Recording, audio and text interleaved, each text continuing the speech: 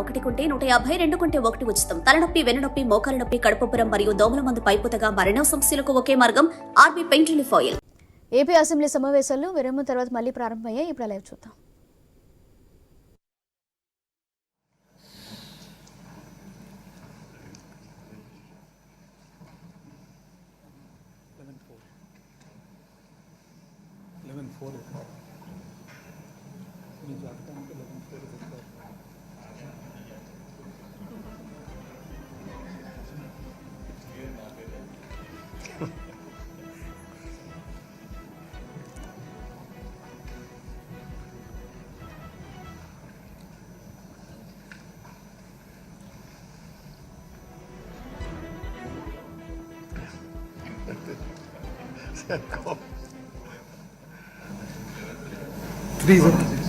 Three is okay.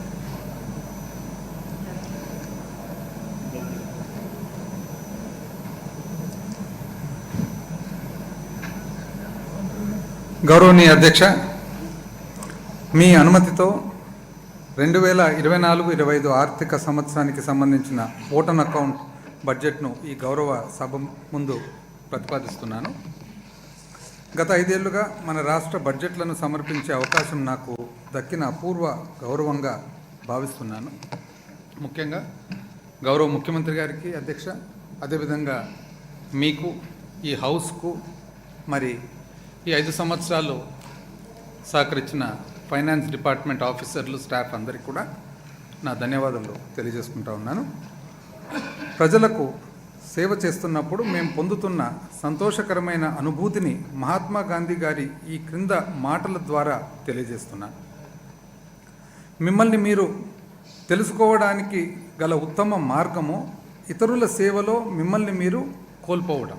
I repeat అధ్యక్ష, మిమ్మల్ని మీరు తెలుసుకోవడానికి గల ఉత్తమ మార్గము ఇతరుల సేవలో మిమ్మల్ని మీరు కోల్పోవడం. 5 ఏళ్ల క్రితం నా మొదటి బడ్జెట్ పెడుతున్నప్పుడు మన గౌరవ ముఖ్యమంత్రి శ్రీ వైఎస్ జగన్మోహన్ రెడ్డి గారు మా మేనిఫెస్టోను పవిత్ర గ్రంథంగా భావించారని చెప్పాను. ఇది మన గౌరవ ముఖ్యమంత్రి గారు తన 3648 కిలోమీటర్ల సమాజంలోని అన్ని వర్గాల నుండి, ముఖ్యంగా పేద, బడుగు మరియు బలహీన వర్గాలకు చెందిన ప్రజలను కలుసుకున్న సందర్భంలో గమనించిన అంశాల యొక్క ఫలితం. మా మేనిఫెస్టోలోని హామీలన్నింటినీ రాజకీయాలకు అతీతంగా ప్రజలందరికీ 100% అందించడంలో గౌరవ ముఖ్యమంత్రి గారి పట్టుదల మమ్మల్ని ఉత్తేజపరిచింది. సమాజంలో ఎవరినీ వదిలివేయకుండా అత్యంత బలహీనమైన వారికి ప్రాధాన్యతను ఇచ్చుటలో స్వర్గీయ డాక్టర్ వైఎస్ రాజశేఖర రెడ్డి గారి నిబద్ధత మా పాలనను ప్రతిబింబిస్తుంది.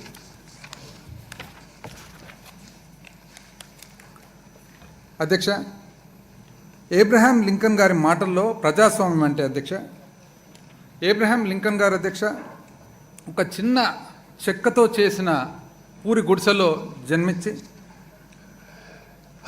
యునైటెడ్ స్టేట్స్ ఆఫ్ అమెరికాకు 1861 సంవత్సరం నుంచి 1865 వరకు 16వ రాష్ట్రపతిగా పనిచేయడం జరిగింది అధ్యక్ష.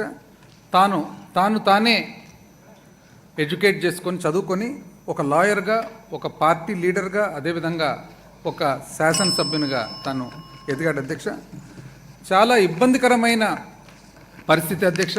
అమెరికాలో సివిల్ వారు, ఆ సివిల్ వార్కు కారణం వచ్చేసి ఒకవైపు ఏమో బానిసత్వం ఉండాలని సదర్న్ స్టేట్స్, దక్షిణ అమెరికా రాష్ట్రాలు, మరి ఒకవైపు ఏమో బానిసత్వాన్ని నిర్మూలించాలని చెప్పి నార్దర్న్ స్టేట్స్ వాళ్ళ భేదాభిప్రాయాల వలన సివిల్ వార్ వస్తే, ఆ సివిల్ వార్లో చాలా ఇబ్బందికరమైన పరిస్థితుల్లో అబ్రహాం లింకన్ గారు అక్కడ రాష్ట్రపతిగా ఉండి, లింకన్ గారు ఈరోజు గమనించినట్లయితే అధ్యక్ష, అమెరికా చరిత్రలో బహుశా అందరికంటే కూడా ఒక గొప్ప రాష్ట్రపతిగా పేరుగాంచి, ప్రపంచ చరిత్రలోనే ప్రజాస్వామ్య పద్ధతుల్లో, ప్రజాస్వామ్యంలో ఒక గొప్ప నాయకునిగా పేరుగాంచిన వ్యక్తి అధ్యక్ష.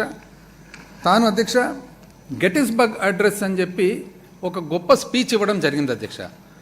ఇది నవంబర్ 19, 1863లో గెటిస్బర్గ్ అనే ఊరు అధ్యక్ష, పెన్సిల్వేనియా అనే స్టేట్లో గెటిస్బర్గ్ అనే ఊరిలో తాను ఈ స్పీచ్ ఇస్తాడు అధ్యక్ష.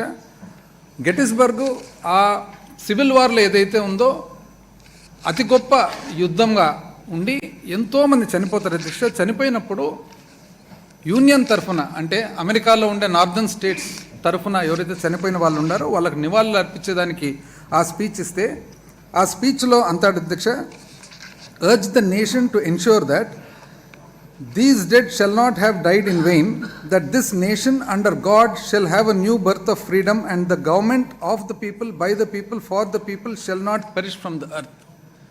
ఎవరైతే చనిపోయినారో యుద్ధంలో వాళ్ళ చావు ఎట్టి పరిస్థితుల్లో కూడా వృధా కాకుండా వాళ్ళ సేవ ఏదైతే ఉందో ఆ సేవ వలన ఒక కొత్త దేశం ఏర్పడుతుంది.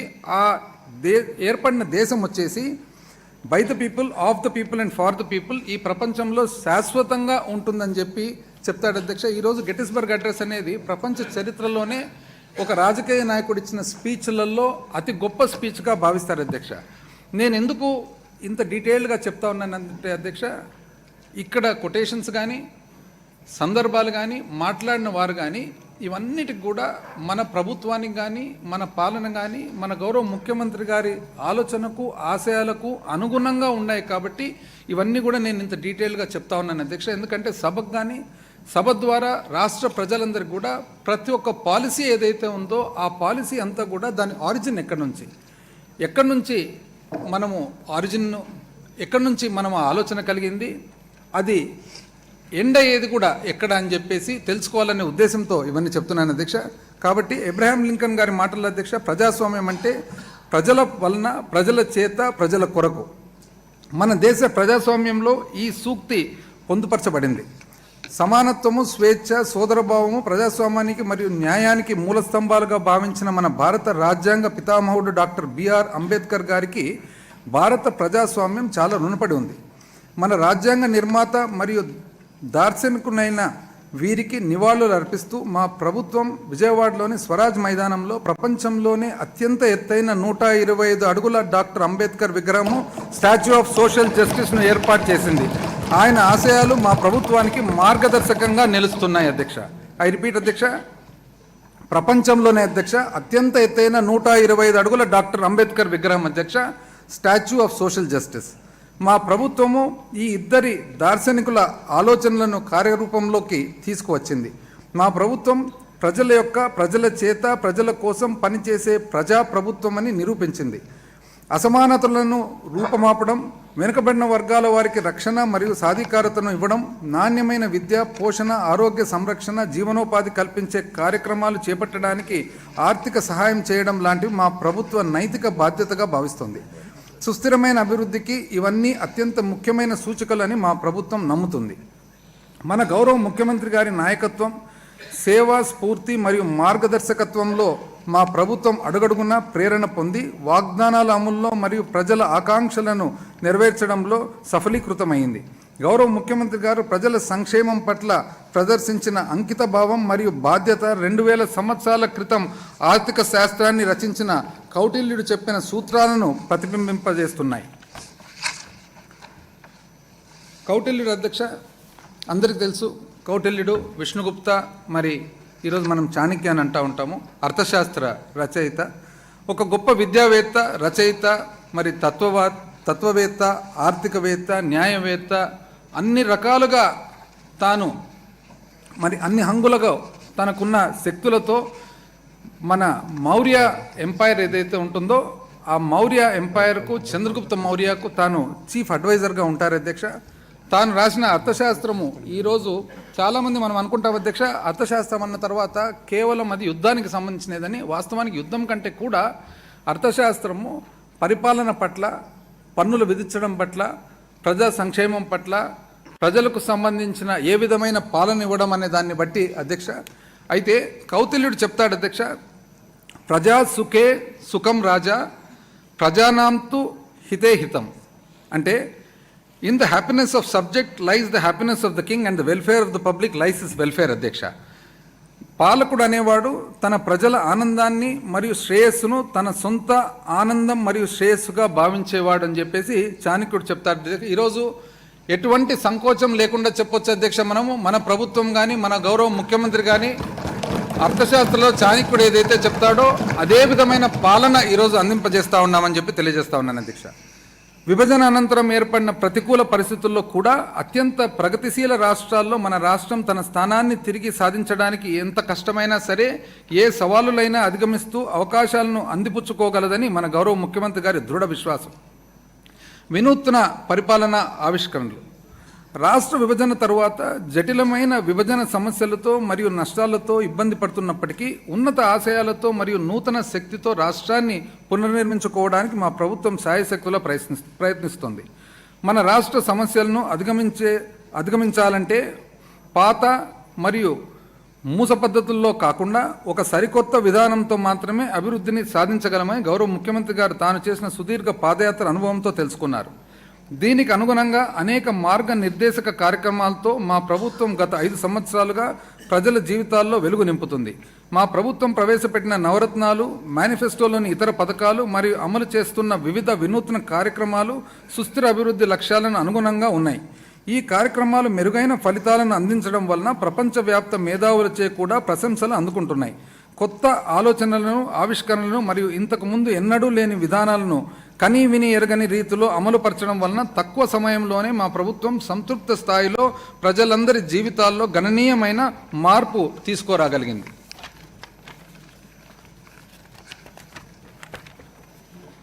ప్రముఖ ఆర్థికవేత్త జేఎం కీన్స్ మాటల అధ్యక్ష, అగైన్ జాన్ మెనార్డ్ కీన్స్ అధ్యక్ష, ఒక గొప్ప ఆర్థికవేత్త మరి తత్వవేత్త.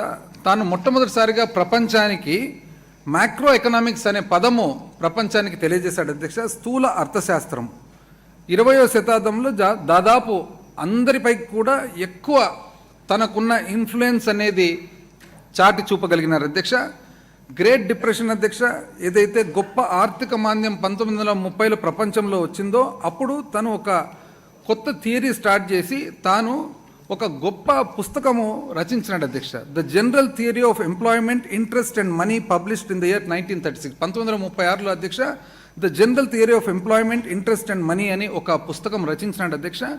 తాను ఏమంటాడంటే ఏదైనా కానీ ఇబ్బందులు కలిగినప్పుడు కానీ, ఆర్థిక మాంద్యం ఉన్నప్పుడు కానీ, డిప్రెషన్ ఉన్నప్పుడు కానీ తాను ప్రభుత్వం అనేది ఇంకా ఎక్కువ ఖర్చు పెట్టాల్సిన అవసరం ఉంది, ఎక్కువ ఖర్చు పెడితే అప్పుడే మనం మళ్ళీ ఆ మాంద్యం నుంచి బయటపడతామనే థియరీ ఆయన మొట్టమొదటిసారిగా ఆయన ప్రపంచానికంతా చాటి చెప్పాడు అధ్యక్ష. అంతవరకు డిప్రెషన్ అనేది ఉన్నప్పుడు ఎప్పుడు కూడా మనం ఇంకా ఖర్చు కంట్రోల్ చేసుకోవాలి అనే ఒక ఆలోచన నుంచి డిప్రెషన్ ఉన్నప్పుడు ఆర్థికంగా మనం తగ్గులో ఉన్నప్పుడు ఇంకా పైకి తీసుకురావాలని అధ్యక్ష. తానేమంటాడంటే his radical idea that government should spend money that they don't have has actually saved capitalism అని. అంటే ప్రభుత్వం దగ్గర డబ్బులు లేకున్నా కూడా, లేనప్పటికీ కూడా ఆర్థిక మాంద్యం ఉన్నప్పుడు కానీ, ఇబ్బందులు ఉన్నప్పుడు కానీ మనం ఇంకా కొద్దిగా ఖర్చు పెట్టాల్సిన అవసరం ఉంది అని చెప్పి తను తెలియజేశాడు అధ్యక్ష.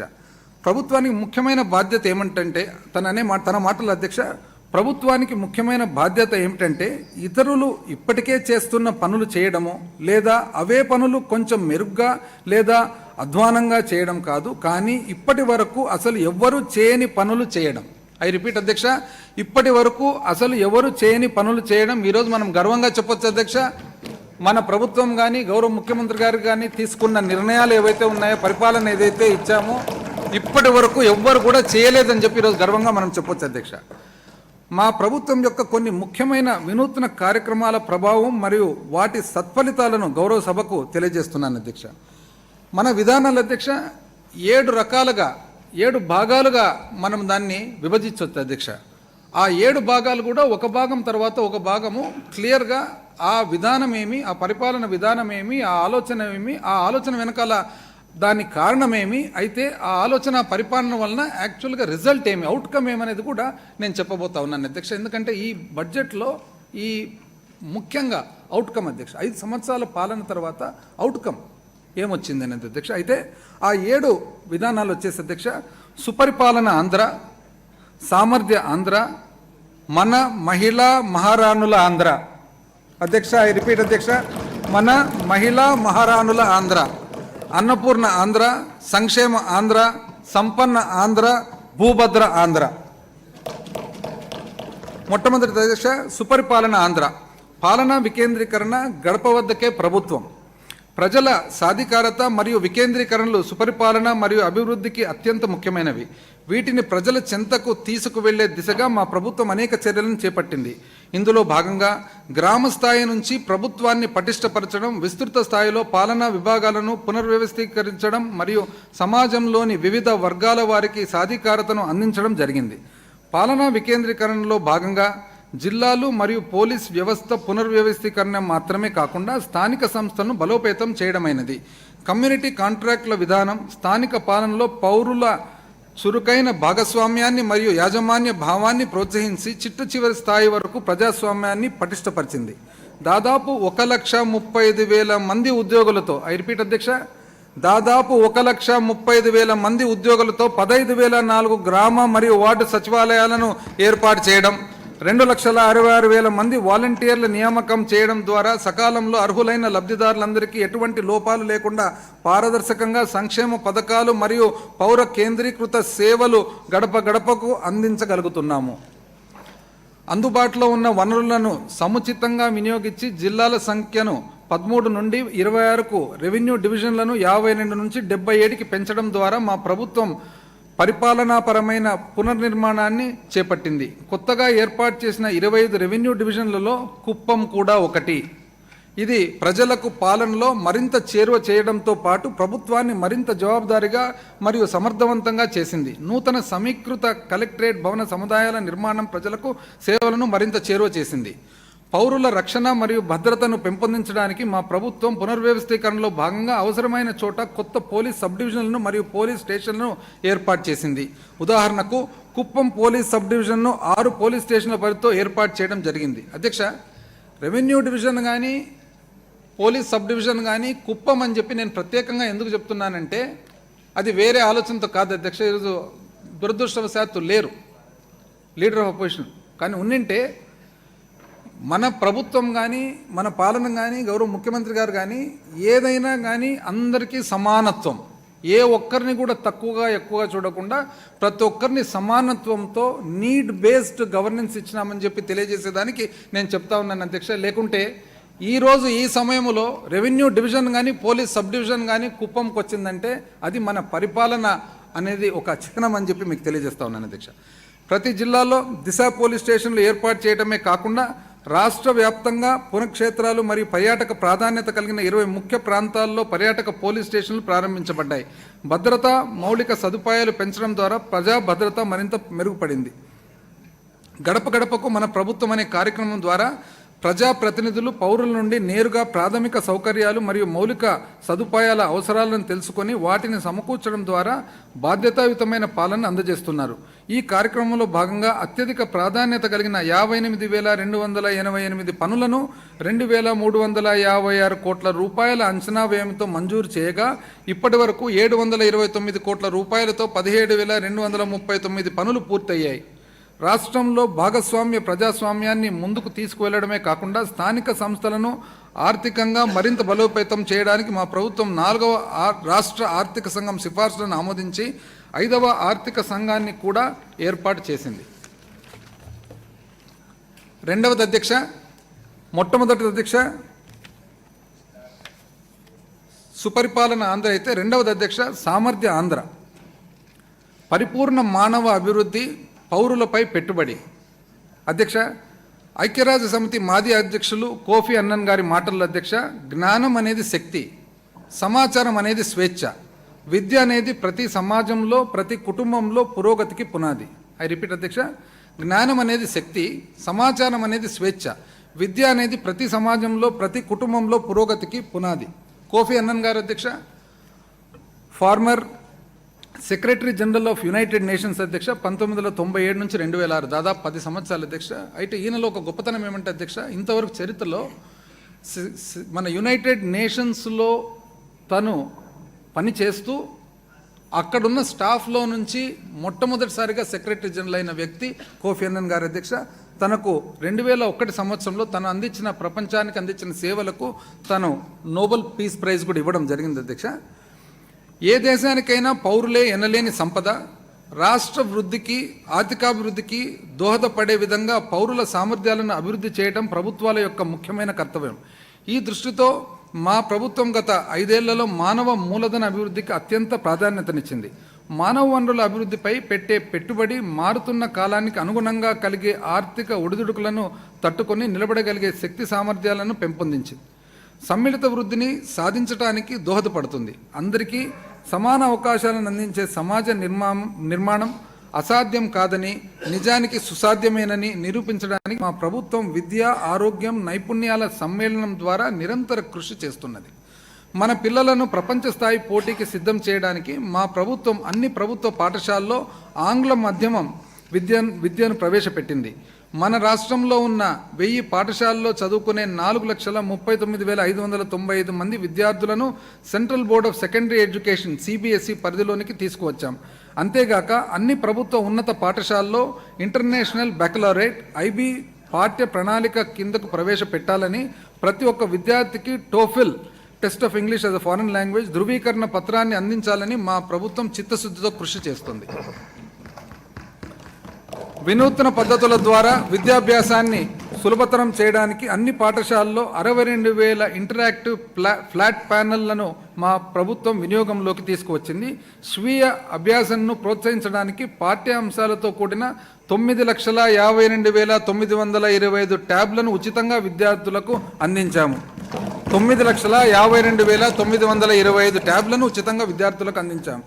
దీనివలన తరగతి గదిలో బోధన మరియు అభ్యాసన ఫలితాలు అద్భుతంగా మెరుగవడం ద్వారా 4వ తరగతి నుండి 12వ తరగతి వరకు 34,30,000 మంది విద్యార్థులు మరింత ప్రతిభావంతులు అయ్యారు. ఐ రిపీట్ అధ్యక్ష, 4వ తరగతి నుండి 12వ తరగతి వరకు 34,30,000 మంది విద్యార్థులు మరింత ప్రతిభావంతులు అయ్యారు. ఎడ్యుకేషన్ మినిస్టర్ గారు, నూతన విద్యా విధానం 2020కి అనుగుణంగా 14,255 అంగన్వాడీ కేంద్రాల సమీపంలో ఉన్న ప్రాథమిక పాఠశాలల ఆవరణలోకి తీసుకురాబడ్డాయి. మరియు 4,470 ప్రాథమిక పాఠశాలల సమీపంలో ఉన్న ఉన్నత పాఠశాలల ఆవరణలోకి తీసుకురాబడ్డాయి. ఈ విధానం ద్వారా బోధన నాణ్యత మెరుగుపడి పిల్లలకు అర్హత కలిగిన సబ్జెక్ట్ ఉపాధ్యాయులను చేరువ చేయగలిగాము. మా ప్రభుత్వం జగనన్న విద్యా కానుక ద్వారా ఏటా దాదాపు 47 లక్షల మంది పిల్లలకు ప్రయోజనం చేకూర్చే విధంగా 3,367 కోట్ల రూపాయల ఖర్చుతో యూనిఫామ్లు, బ్యాగులు, బూట్లు, పాఠ్య పుస్తకాలు మొదలైన వాటితో కూడిన పాఠశాల కిట్లను అందించింది. ఐ రిపీట్ అధ్యక్ష, ఏటా దాదాపు 47 లక్షల మంది పిల్లలకు ప్రయోజనం చేకూర్చే విధంగా 3,367 కోట్ల రూపాయల ఖర్చుతో 55,607 అంగన్వాడీ కేంద్రాలకు యాక్టివిటీ ఆధారిత అభ్యాసానికి సంబంధించిన 26 అంశాలతో కూడిన ప్రీ స్కూల్ కిట్లు పంపిణీ చేయబడ్డాయి. మనబడి నాడు నేడు పథకం 56,703 ప్రభుత్వ పాఠశాలలు, సంక్షేమ వసతి గృహాలు మరియు జూనియర్ కళాశాలల్లో అభ్యసించే వాతావరణాన్ని మెరుగుపరిచింది. ఫర్నిచరు, త్రాగునీరు, మెరుగైన పారిశుద్ధ్యం వంటి చక్కటి సౌకర్యాలతో కూడిన తరగతి గదులతో 15,715 పాఠశాలలు ఈ పథకం మొదటి దశ కింద పూర్తయ్యాయి. రెండవ దశ కింద 22,344 పాఠశాలల్లో ఇప్పటి వరకు 7,163 కోట్ల రూపాయలను ఖర్చు చేశారు. ఈ పథకం వలన 99.81% పాఠశాలలో కనీస మౌలిక సదుపాయాలను అందించగలిగాము. అధ్యక్ష, 99.81% పాఠశాలలో కనీస మౌలిక సదుపాయాలను అందించగలిగాము. 43 లక్షల కంటే ఎక్కువ మంది విద్యార్థులకు రుచికరమైన మరియు నాణ్యమైన ఆహారాన్ని అందించడానికి జగనన్న గోరుముద్ద పథకం ద్వారా మధ్యాహ్న భోజనం పునరుద్ధరించబడింది. ఈ పథకం కింద ఏడాదికి 1,910 కోట్ల రూపాయలు ఖర్చు అవుతున్నాయి. ఇది గత ప్రభుత్వం చేసిన ఖర్చు కంటే 4 రెట్లు ఎక్కువ. అధ్యక్ష, ఇది గత ప్రభుత్వం చేసిన ఖర్చు కంటే 4 రెట్లు ఎక్కువ. పోషకాహార లోపం మరియు రక్తహీనతను పరిష్కరించేందుకు 77 గిరిజన మండలాల్లో వైఎస్ఆర్ సంపూర్ణ పోషణ ప్లస్ పథకాన్ని, ఇతర ప్రాంతాల్లో వైఎస్ఆర్ సంపూర్ణ పోషణ పథకాన్ని అమలు చేశాము. ఈ పథకం ద్వారా 35,71,000 మంది మహిళలు మరియు పిల్లలు ప్రయోజనం పొందుతున్నారు. 15 నుండి 49 సంవత్సరాల మధ్య వయసులో ఉండి రక్తహీనతతో బాధపడుతున్న గర్భిణీల శాతం 2019 నాటికి 53.71% కాగా 2023 నాటికి అది 24.66% తగ్గింది. అలాగే ఎదుగుదల లోపాన్ని ఎదుర్కొంటున్న పిల్లల శాతం 2019 నాటికి 31.2% కాక 2023 నాటికి అది 6.84% తగ్గింది. అధ్యక్ష, ఇంతకుముందు నేను చెప్పినట్లుగా అధ్యక్ష, ప్రియాంబుల్లో ఇంట్రడక్షన్లో ఈ గత 5 సంవత్సరాల పాలనలో మన పాలన విధానము, మన ఆలోచన, దాని అవుట్కమ్ ఇది చాలా ఇంపార్టెంట్ అధ్యక్ష. అందుకనే రిపీట్ వన్స్ అగైన్ అధ్యక్ష, మనం తీసుకున్న చర్యల వలన ఏం జరిగింది అనంటే 15 నుండి 49 సంవత్సరాల మధ్య వయసులో ఉండి రక్తహీనతతో బాధపడుతున్న గర్భిణుల శాతం 2019 నాటికి 53.71% కాగా 2023 నాటికి అది 24.66% తగ్గింది. అలాగే ఎదుగుదల లోపాన్ని ఎదుర్కొంటున్న పిల్లల శాతం 2019 నాటికి 31.2% కాగా 2023 నాటికి అది 6.84% తగ్గింది. ఇది ఎవ్రీ చాప్టర్ అధ్యక్ష అవుట్కమ్ అనేది మోస్ట్ ఇంపార్టెంట్. ఎందుకంటే 5 సంవత్సరాల తర్వాత మన అచీవ్మెంట్ ఏమనేది ఇక్కడ తెలియపరుస్తున్నాం అధ్యక్ష. ఉన్నత విద్య అధ్యక్ష, ప్రముఖ ఆర్థికవేత్త శ్రీ అమర్త్య సేన్ గారు చెప్పిన మాటలు అధ్యక్ష, విద్య మనల్ని మనుషులుగా చేస్తుంది, మన ఆర్థిక అభివృద్ధిని, సామాజిక సమానత్వాన్ని, లింగ సమానత్వాన్ని ప్రోత్సహిస్తుంది, మన జీవితాలను అన్ని రకాలుగా మార్చే సామర్థ్యం విద్య మరియు భద్రతలకు ఉన్నాయి. అమర్త్య సేన్ గారు అధ్యక్ష one of the greatest economist, మన దేశం ఇచ్చిన, ప్రపంచానికి ఇచ్చిన ఎకానమిస్ట్లో ఒకరు అధ్యక్ష, ఆర్థికవేత్త, తత్వవేత్త. అదేవిధంగా తనకు కూడా నోబెల్ ప్రైజ్ అధ్యక్ష 1998లో ఇవ్వబడింది అధ్యక్ష. మానవ అభివృద్ధి సూచి అని హ్యూమన్ డెవలప్మెంట్ ఇండెక్స్ అనేది కూడా మొట్టమొదటిసారిగా ప్రపంచానికి దానికి సంబంధించిన ప్రాముఖ్యత అనేది తను తెలియజేశారు అధ్యక్ష. వెల్ఫేర్ ఎకనామిక్స్ కానీ, సంక్షేమ ఆర్థిక పరిస్థితి కానీ చాలా చక్కగా ప్రపంచానికంతా చాటి చెప్పారు అధ్యక్ష.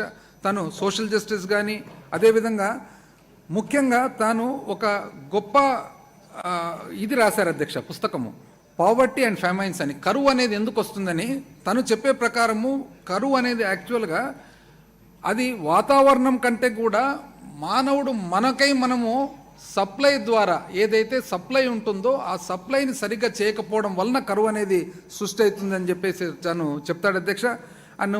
ఆయనకు నోబెల్ ప్రైజ్తో పాటు అధ్యక్ష 1999లో మన భారతదేశం ఇచ్చే హైయెస్ట్ ఆనర్ అధ్యక్ష భారతరత్న కూడా తనకు ఇవ్వడం జరిగింది అధ్యక్ష. తను చెప్పిన మాటలు అధ్యక్ష, విద్య మనల్ని మనుషులుగా చేస్తుంది, మన ఆర్థిక అభివృద్ధిని, సామాజిక సమానత్వాన్ని, లింగ సమానత్వాన్ని ప్రోత్సహిస్తుంది, మన జీవితాలను అన్ని రకాలుగా మార్చే సామర్థ్యం విద్య మరియు భద్రతలకు ఉన్నాయి. మన గౌరవ ముఖ్యమంత్రి గారు విద్యపై చేసే ఎలాంటి ఖర్చునైనా రాష్ట్ర ఉజ్వల భవిష్యత్తు కోసం పెట్టే పెట్టుబడిగానే పరిగణిస్తారు. అర్హులైన విద్యార్థులందరికీ ఉచితంగా ఉన్నత విద్యను అందించే పూర్తి బాధ్యతను వహిస్తున్న ఏకైక రాష్ట్రం మన రాష్ట్రమే. జగనన్న విద్యా దీవెన ద్వారా 11,901 కోట్ల రూపాయలు మరియు జగనన్న వసతి దీవెన ద్వారా 4,276 కోట్ల రూపాయలు ఖర్చు చేయడం వలన ఇప్పటి వరకు 52 లక్షల మంది విద్యార్థులకు లబ్ధి చేకూరింది. ఉన్నత విద్యలో డ్రాప్అవుట్ శాతం 2018-19 సంవత్సరంలో 20.37% కాగా 2022-23 సంవత్సరానికి 6.62% గణనీయంగా తగ్గింది. అవుట్కమ్ అధ్యక్ష ఎంత అధ్యక్ష? ఖర్చు వచ్చేసి 11,901 కోట్ల రూపాయలు అధ్యక్ష. జగనన్న విద్యా దీవెన, జగనన్న వసతి దీవెన వచ్చేసి 4,276 కోట్ల అధ్యక్ష. లబ్ధిదారుల అధ్యక్ష 52 లక్షల మంది విద్యార్థుల అధ్యక్ష. దానివలన అవుట్కమ్ అధ్యక్ష లాభం వచ్చేసి రాష్ట్రానికి డ్రాప్అవుట్ రేట్ ఏదైతే ఉందో, చదువుకునే వాళ్ళు, బడి వదిలిపెట్టిపోయే వాళ్ళు 2018-19 20.37%, అంటే 120 మంది పిల్లలు చదువులు మానేసిపోగా ఈరోజు 22-23కి వచ్చేటప్పటికి 6.62% గణనీయంగా తగ్గింది అధ్యక్ష. మధ్యలోనే చదువు ఆపేస్తున్న విద్యార్థుల శాతం గణనీయంగా తగ్గటానికి పై 2 పథకాలు సమర్థవంతంగా అమలు చేయడమే కారణమని గౌరవ సభకు తెలియజేస్తున్నాను. ప్రపంచవ్యాప్తంగా ప్రఖ్యాతిగాంచిన 50 విశ్వవిద్యాలయాల్లో ఉన్నత విద్యను అభ్యసించుట కోసం ఎంపిక కాబడిన ప్రతి పేద విద్యార్థికి జగనన్న విదేశీ విద్య దీవెన పథకం కింద 1,25,00,000 రూపాయల ఖర్చు వరకు ప్రభుత్వమే బాధ్యతను తీసుకుంటుంది అధ్యక్ష. ఇంతకుముందు ప్రభుత్వాల అధ్యక్ష విదేశీ విద్యా దీవెన అని ఎక్కడికి పోతున్నారో తెలీదు, ఎక్కడ చదువుతున్నారో తెలీదు, ఏ దేశంలో చదువుతున్నారో తెలీదు, అసలు అక్కడ ఫీజు ఎంతో తెలీదు, చదివిన తర్వాత దాని లాభమేమో కూడా తెలియని పరిస్థితి అధ్యక్ష. రికమెండేషన్ల మీద పోయేటివి అధ్యక్ష. ఈరోజు అట్లా కాకుండా ప్రపంచంలో 50 గొప్ప యూనివర్సిటీస్ ఏవైతే ఉన్నాయో ఆ యూనివర్సిటీల్లో ఎంతన్నా కానీ అధ్యక్ష 1,25,00,000 వరకు కూడా మన పిల్లలు చదువుకుంటే సంపూర్ణ బాధ్యత మన ప్రభుత్వం వహిస్తుంది అధ్యక్ష. రాష్ట్ర వ్యాప్తంగా 1,95,000 కంటే ఎక్కువ మంది గ్రాడ్యుయేట్లు స్వల్పకాలిక ఇంటర్న్షిప్ పూర్తి చేయగా వీరిలో చాలామంది మైక్రోసాఫ్ట్, సేల్స్ ఫోర్సు, AWS, పాలో ఆల్టో, బ్లూ ప్రిజం మొదలగు బహుళజాతి కంపెనీల్లో ప్రస్తుతం పనిచేస్తున్నారు. దేశంలోనే తొలిసారిగా మన రాష్ట్రంలోని ప్రైవేట్ విశ్వవిద్యాలయాల్లో వైద్య మరియు దంత వైద్య కోర్సుల్లో 50% కోటాను, మిగతా అన్ని కోర్సుల్లో 35% కోటాను ప్రభుత్వ కోటాగా మా ప్రభుత్వం కేటాయించింది. దీని ఫలితంగా 2,118 మంది విద్యార్థులు ప్రతిష్టాత్మకమైన ప్రైవేటు విశ్వవిద్యాలయాల్లో చేరగలుగుతున్నారు. ఆరోగ్య సంరక్షణ.